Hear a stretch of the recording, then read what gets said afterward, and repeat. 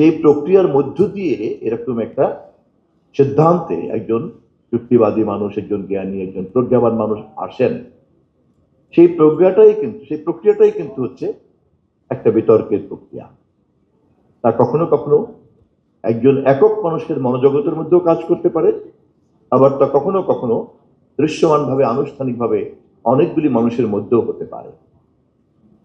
কিন্তু এটা যদি খুব সুশৃঙ্খল হয়, তাহলে সেটা কিন্তু শেষ পর্যন্ত এই বিতর্কের প্রক্রিয়া এমন একটা সমাধান উৎপাদন করে, এই সমাধানটাই কিন্তু সভ্যতার জন্য একটা বিরাট সম্পদ। সেই অর্থে সঠিক বিতার্কিকরা সভ্যতার জন্য একটা বড় সম্পদ। আমি আমার বক্তব্যের এই পর্যায়ে এই প্রক্রিয়ার সঙ্গে জড়িত সকল বিতার্কিককে বাংলাদেশের কল্যাণের জন্য, বাংলাদেশের জনগণের জন্য, রাষ্ট্রের জন্য ভবিষ্যতের সম্পদ হিসাবে আমি বিনীতভাবে ঘোষণা করছি। আমি সর্বশেষ অনুরোধ করব যে বিতর্ক প্রতিযোগিতা এটাকে একটা আন্দোলনে রূপান্তরিত করা যায় কিনা,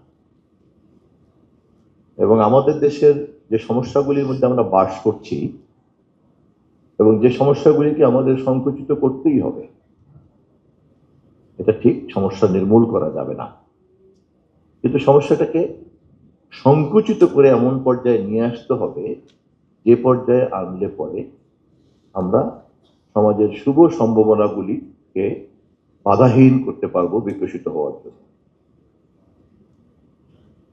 তো সেই কাজের জন্যই কিন্তু বিতর্ক প্রতিযোগিতার এই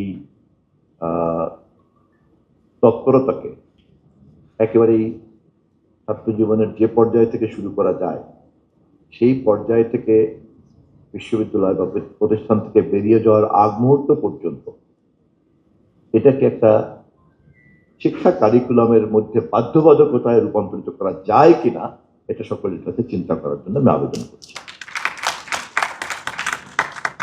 এবং এই লক্ষ্যে যদি আপনাদের পক্ষ থেকে একটা আন্দোলন থাকে, তাহলে ক্যাবিনেটের মেম্বার হিসাবে শিক্ষামন্ত্রীকে সহ, আমাদের মাননীয় প্রধানমন্ত্রী সহ সকলকেই আমার বিশ্বাস যে আমি তাদেরকেও কনভিন্স করতে পারবো।